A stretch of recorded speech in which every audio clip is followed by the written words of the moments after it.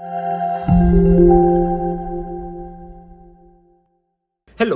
Welcome to मेड्यू। आज हम बात करेंगे कोलेस्ट्रॉल्स के बारे में। आज हम जानेंगे क्या होते हैं कोलेस्ट्रॉल्स, कैसे बनते हैं कोलेस्ट्रॉल्स एंड इसके यूजेस क्या है हमारे बॉडी में। तो सबसे पहले आपने देखे होंगे जो कमर्शियली अवेलेबल ऑयल्स हैं, जैसे धारा और कौन से ब्रांड है, उसके जब आप ऐड देखते हो तो उसमें वो बताते हैं कि हमारे गुड कोलेस्ट्रॉल ऑयल्स हैं, हमारे इसमें बैड कोलेस्ट्रॉल नहीं है ऑयल के अंदर। तो हम ये सब आज जानने वाले हैं, ये सब क्या चीजें हैं। तो सबसे पहले आपको ये पता रहना चाहिए कि एक ऑर्गेनिक कंपाउंड है, यानी कि इसमें कार्बन और हाइड्रोजन है, और स्पेसिफिकली यहाँ पे 27 कार्बन है। तो 27 कार्बन ऑर्गेनिक कंपाउंड है हमारा कोलेस्ट्रॉल। तो उसका ये स्ट्रक्चर है, दिस इज अ 27 कार्बन। ये एनिमल स्टेरॉल इसलिए इसको कहते हैं क्योंकि इसमें अभी आपको ये पता रहना चाहिए कि ये एनिमल स्टेरॉल है क्योंकि ये सिर्फ एनिमल्स में ही सिंथेसाइज होते हैं। और 2 ग्राम पर केजी वेट, इसका मतलब क्या हुआ, यानी कि अगर आपका 1 केजी वेट है तो 2 ग्राम आपके अंदर कोलेस्ट्रॉल है, यानी कि 70 किलो का अगर आदमी है, 70 किलो के आदमी के अंदर 140 ग्राम कोलेस्ट्रॉल है। हमने इसके जनरल कैरेक्टर्स के बारे में तो बात करी, अब इसके यूजेस जो सबसे मेन है। इसका पहला यूज और सबसे मेन यूज ये होता है एनिमल सेल मेम्ब्रेन फॉर्मेशन के अंदर, यानी एनिमल सेल मेम्ब्रेन्स का ये एक इंटीग्रल पार्ट है कोलेस्ट्रॉल।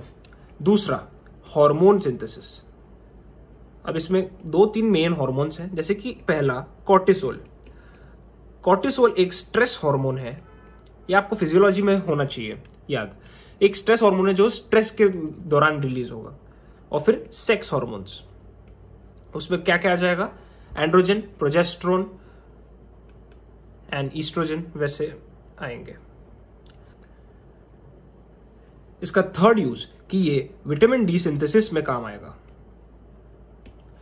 विटामिन डी आपको जैसे मालूम है कि वो सन्स के थ्रू आता है, तो उसका ये स्टार्टिंग मॉलिक्यूल कोलेस्ट्रॉल होता है इसके सिंथेसिस में। गुड। और फोर्थ है और आखिरी, बाइल प्रोडक्शन। बाइल प्रोडक्शन में भी इसका यूज है। अब ट्रांसपोर्टेशन की हम बात करेंगे।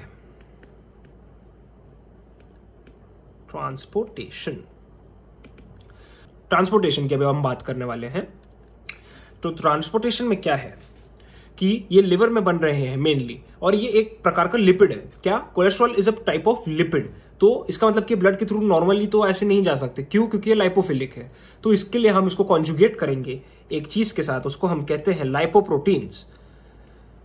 और लाइपोप्रोटीन इसमें जो रहेगा LDL, यानी कि लो डेंसिटी लाइपोप्रोटीन। हम इसके साथ उसको कॉन्जुगेट करेंगे और फिर ट्रांसपोर्ट कर सकते हैं हम थ्रू ब्लड। ठीक है। और ये हमको याद रखना जरूरी है कि अगर ये डिपॉजिट हो गया आपके हार्ट के अंदर, जब ट्रांसपोर्ट हो रहा है, अगर ये गलती से डिपॉजिट हो गया, बहुत सारे रीजन है उसके, तो ये कर देगा एथेरोस्क्लेरोसिस। आपने सुना होगा एथेरोस्क्लेरोसिस के बारे में, मतलब कि हार्ट ब्लॉकेज। तो इसलिए इंपॉर्टेंट है याद रखना। अब मेन साइट्स ये कहां पाए जाते हैं? पहला तो लिवर, क्योंकि यहां सिंथेसाइज हो रहे हैं। गुड। दूसरा, intestines, small and large intestine. क्यों, यहां मैंने क्यों लिखा है साइट्स के बारे में, इंटेस्टाइन का क्यों, क्योंकि जब ये एब्जॉर्ब होंगे तो जैसे आपका जो ऑयल्स, जो हमने अभी बात की धारा के ऑयल के बारे में, तो ये उधर से एब्जॉर्ब होंगे, तो इंटेस्टाइन्स। और थर्ड है एड्रीनल कॉर्टेक्स। एड्रीनल कॉर्टेक्स क्यों, क्योंकि हमने यूजेस में देखा था कि वहां पे हार्मोन सिंथेसिस का था लिखा हुआ, तो इसीलिए एड्रीनल कॉर्टेक्स से हमारे एंड्रोजन्स का रहेगा।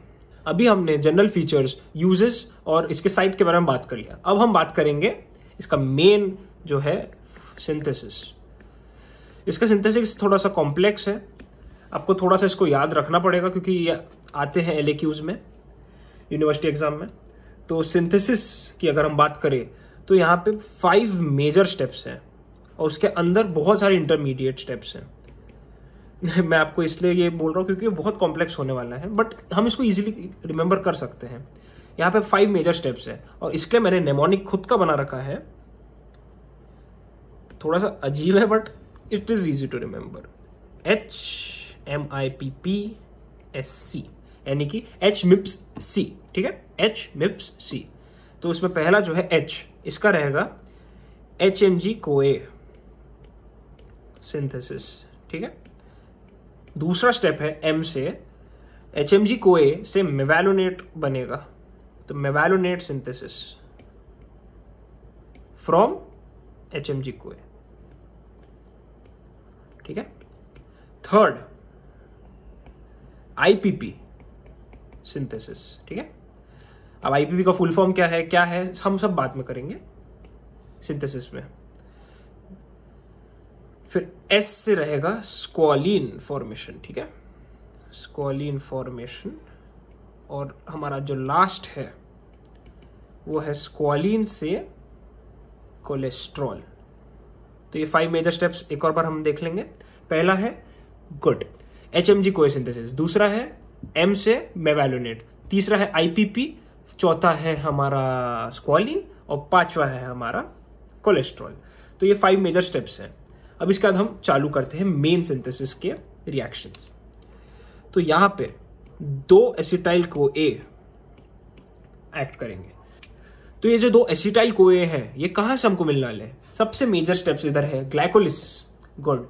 दूसरा रहेगा हमारा बीटा ऑक्सीडेशन के अंदर, गुड। और तीसरा है कीटोन बॉडी डिग्रेडेशन में। तो वो 3 मेजर स्टेप्स में हमको एसिटाइल CoA उसका जो रहता है एंड प्रोडक्ट। अब ये एंड प्रोडक्ट से हम बनाएंगे कोलेस्ट्रॉल को, और कोलेस्ट्रॉल के हमने अभी जस्ट यूजेस देखे ऊपर 5-4, तो उसमें हम अभी स्टार्ट करेंगे। तो 2 एसिटाइल CoA एंजाइम A यहां एक्ट करेंगे थ्रू थियोलेज एंजाइम, ठीक है। और यहां पे निकलेगा कोएश, मैं बाद में लिखना था लिख दिया, एसिटाइल CoA। एसिटाइल CoA जो है ये कहां एक और बन रहा था? गुड, कीटोन बॉडी सिंथेसिस के अंदर। अब ये जो एसिटाइल CoA है इसको हम अभी कन्वर्ट करेंगे HMG CoA में। इधर सबसे इंपॉर्टेंट एक और आएगा एसिटाइल CoA। अगर एक एसिटाइल CoA आ रहा है तो एक कोएश निकल रहा है, और यहां पे एंजाइम जो है HMG CoA सिंथेसिस हो रहा है HMG CoA का, तो उसका एंजाइम आ गया HMG CoA सिंथेस। और हमने ये बना लिया हमारा first major molecule HMG CoA। और HMG CoA का फुल फॉर्म क्या है? Hydroxy methyl glutaryl CoA। अब ये HMG CoA जो है मैं बता दूं, HMG CoA हमारा फर्स्ट बन गया। अब सेकंड जो हमारा मोस्ट इंपॉर्टेंट स्ट्रक्चर था वहां पे नेमोनिक में मेवालोनेट, ठीक है। तो ये एंजाइम HMG CoA रिडक्टेज यहां एक्ट करने वाला है, और ये इसको कन्वर्ट कर देगा मेवालोनेट, सेकंड हमारा मेन कंपाउंड। अब यहां पे हमको याद रखना है, यहां पे 2 NADPH का हमको जरूरत है, और ये बनाएगा 2 NADP+। और हमको ये याद रहना चाहिए था कि ये आएगा HMP शंट के थ्रू, NADPH HMP शंट। तो हमने अभी हमारा सेकंड मेजर बना लिया, क्या बना है? मेवालोनेट। अब इधर एक बात हमको याद रखनी है कि ये जो HMG CoA रिडक्टेज है ये बहुत इंपॉर्टेंट है। क्यों? क्योंकि ये है rate limiting enzyme. Rate limiting enzyme का मतलब कि ये डिटरमिन करेगा कि कितना कोलेस्ट्रॉल बन रहा है और कितना कोलेस्ट्रॉल नहीं बन रहा है। अगर यहाँ पे कोई इनहिबिटर रहा तो ये एंजाइम पे आके इसको इनहिबिट कर देगा, तो कोलेस्ट्रॉल ही नहीं बनेगा। तो ये रेट लिमिटिंग हो गया, ठीक है। मेवालोनेट जो हमारा अभी सेकंड मेजर कंपाउंड था, वहां से अभी हमको बनाना है IPP। IPP के बीच में 2-3 हमारे इंटरमीडिएट रिएक्शंस हैं, जैसे कि काइनेज एंजाइम जो है उधर काइनेज एंजाइम आपका एक्ट करेगा और ये बना देगा 5-फॉस्फोमेवालोनेट। M मतलब मेवालोनेट, ये मैंने शॉर्ट फॉर्म लिखा। यहाँ पे एक ATP की जरूरत पड़ गई। अब ये जो 5-फॉस्फोमेवालोनेट है यहाँ पे मैं एक और काइनेज एंजाइम लगाने वाला हूँ, और यहाँ पे एक और ATP का मैं यूज करा दूंगा, और ये बना दूंगा मैं 5-पायरोफॉस्फोमेवालोनेट, ठीक है। 2 ATPs यहाँ पे हमने अभी तक लगा लिए। अब मैं एक और लगा दूंगा, ठीक है। मैंने एक और यहाँ पे ATP लगा दिया, और वही सेम घिसा पेटा एंजाइम काइनेज लगा दिया। तो मैंने यहाँ पे एक और डाल के बना दिया 3-5-पायरोफॉस्फोमेवालोनेट, ठीक है। तो टोटल में यहाँ पे अभी मैंने 3 फॉस्फोरस का यूज करा दिया और 3 काइनेज एंजाइम्स बार बार एक्ट करवाया। अब ये जो है 3-फॉस्फो 5 पायरोफॉस्फोमेवालोनेट। अब मैं इधर से इसको कन्वर्ट कर दूंगा IPP में, और वो कैसे कन्वर्ट करूंगा? Through the enzyme D carboxylase. इसके नाम में ही लिया हुआ है डी कार्बोक्सिलेज, यानी कि यहां से निकलने वाला है एक कार्बन डाइऑक्साइड मॉलिक्यूल। तो अगर आप रिमेंबर करो, जब अपने HMG कोए बनाया तो हमने वहां पे 3 एसिटाइल कोए का हमने यूज किया था, यानी कि 6 कार्बन मॉलिक्यूल। अब यहाँ पे वो through the series of reaction हम पहुंच गए पे मेवालोनेट के थ्रू IPP में, ठीक है। अब IPP के बनने के जस्ट पहले मैंने डी कार्बोक्सिलेज के थ्रू एक कार्बन निकाल दिया, तो यहां कितना बचा? 5 कार्बन बचा, ठीक है। IPP का फुल फॉर्म आपको पहले भी बताया नहीं। IPP का फुल फॉर्म है isopentenyl pyrophosphate. Good, isopentenyl pyrophosphate. अब इसको मैं कन्वर्ट कर दूंगा। अभी हम सामने बढ़ रहे हैं। IPP के बाद हमको क्या बनाना है? मेन जो है स्क्वालिन। स्क्वालिन के बीच में वापस 3-4 इंटरमीडिएट रिएक्शंस रहेंगे, जैसे कि पहला IPP से मैं एक उसका आइसोमर बनाऊंगा। IPP का ही आइसोमर है। अब आइसोमरेज एंजाइम के थ्रू मैंने यहां पे एक उसका आइसोमर बना दिया IPP का, डायमिथाइल अलील पायरोफॉस्फेट।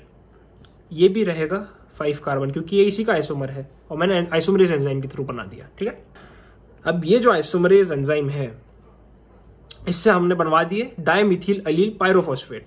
अब इसमें ये कंपाउंड में मैंने एक और IPP जोड़ देना है, ठीक है। कौन से एंजाइम के थ्रू? ट्रांसफरेज एंजाइम के थ्रू, ठीक है। ट्रांसफरेज एंजाइम के थ्रू मैंने एक और IPP जोड़ दिया और मैंने बना दिया यहां पे जेरेनिल पायरोफॉस्फेट, ठीक है। ये बनेगा 10 कार्बन, क्योंकि IPP और ये डायमिथाइल एलील पायरोफॉस्फेट दोनों 5-5 है, मिलके बना दिए 10 कार्बन का जेरेनिल। अब मैंने यहां पे एक और IPP मॉलिक्यूल यूज किया, एक और आइसोपेंटिनिल पायरोफॉस्फेट यूज किया, और मैंने इधर बना दिया फार्नेसिल पायरोफॉस्फेट। अब ये रहेगा कितना कार्बन? 15 कार्बन। अब ये फार्नेसिल पायरोफॉस्फेट जो 15 कार्बन था, यहां पे मैंने एक और फार्नेसिल लगा दिया, और ये दोनों को मैंने जोड़ के बनाया हमारा 4th मेन, जो है स्क्वालिन, जो रहेगा 30 कार्बन्स का, ठीक है। 30 कार्बन्स। और ये कौन से एंजाइम के थ्रू होने वाले? मेन एंजाइम यहां पे है, इजी है, स्क्वालिन सिंथेज, क्योंकि यहां पे स्क्वालिन बन रहा है, स्क्वालिन सिंथेज। और यहां पे हमने एक और HMP शंट के थ्रू NADPH को कन्वर्ट करा दिया NADP प्लस में।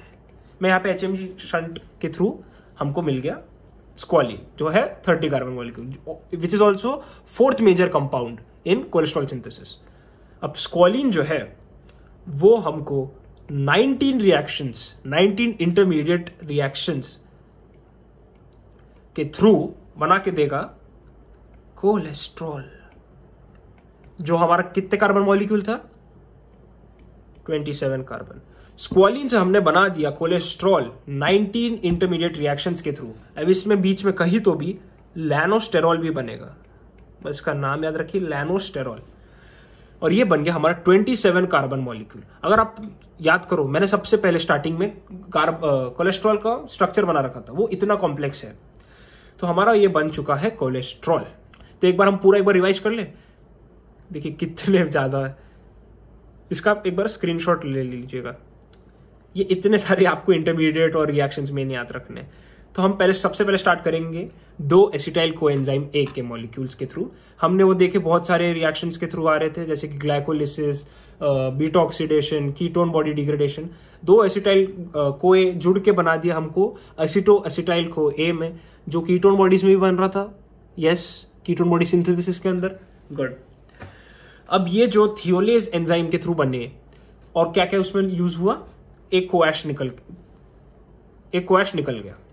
अब ये जो एसिटो एसिटाइल को A है, ये बन गया HMG कोए में थ्रू HMG कोए सिंथेज एंजाइम। गुड।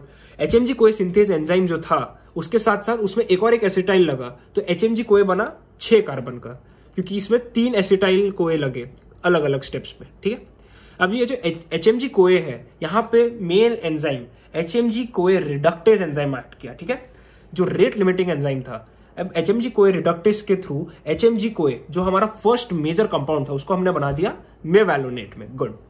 जो सेकंड मेजर हमारा बन गया मेवालोनेट, 6 कार्बन का बना, ठीक है। अब मेवालोनेट जो बना through rate limiting enzyme HMG-CoA reductase, इसको हमने डाल दिया काइनेज एंजाइम के कैस्केड्स में।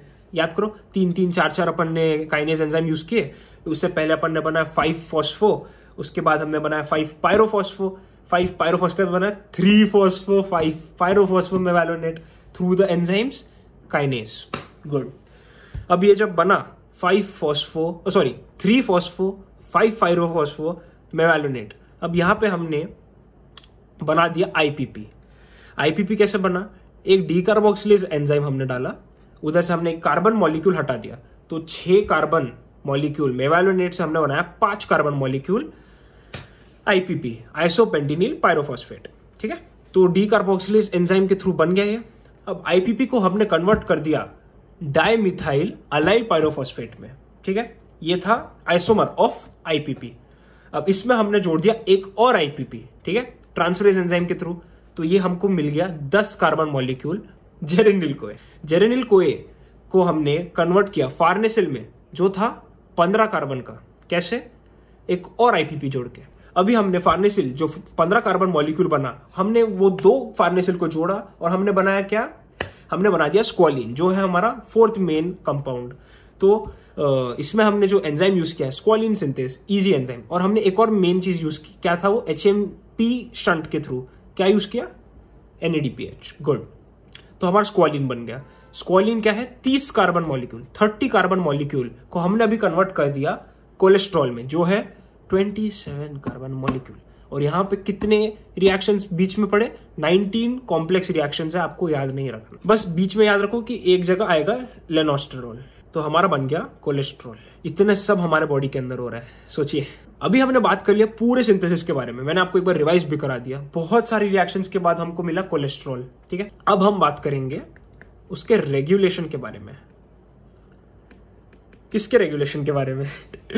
कोलेस्ट्रॉल सिंथेसिस के रेगुलेशन के बारे में, ठीक है, कि इसको रेगुलेट कैसे होने वाला है, वो कितना ज्यादा कोलेस्ट्रॉल बनेगा या कितना ज्यादा कोलेस्ट्रॉल नहीं बनेगा, ये डिसाइड करेंगे 3-4 चीजें। जैसे कि फीडबैक रेगुलेशन, आपको ये पता रहना चाहिए फीडबैक रेगुलेशन क्या। फीडबैक रेगुलेशन ये कि अगर ज्यादा कोलेस्ट्रॉल सिंथेसाइज हो रहा है, वो भी बहुत इंपॉर्टेंट है कि अगर ज्यादा कोलेस्ट्रॉल सिंथेसाइज हो रहा है तो उसका हमारे बॉडी के लिए अच्छा नहीं है। क्यों? क्योंकि वो डिपॉजिट होने की फिर उसके चांसेस रहते हैं। किधर? हार्ट में। और क्या कॉज कर देगा वो? Atherosclerosis, heart blockage. तो इसीलिए अगर ज्यादा कोलेस्ट्रॉल सिंथेसाइज हो रहे हैं, अगर कोलेस्ट्रॉल सिंथेसिस ज्यादा हो गया तो ये खुद आके इसे इनहिबिट कर देगा, ये खुद जो कोलेस्ट्रॉल है इसको इनहिबिट कर देगा, कोलेस्ट्रॉल सिंथेसिस को, ठीक है। सेकंड है हार्मोनल रेगुलेशन। हार्मोनल रेगुलेशन में आपको याद रखना है ग्लूकागॉन एंड ग्लूकाकॉर्टिकॉइड्स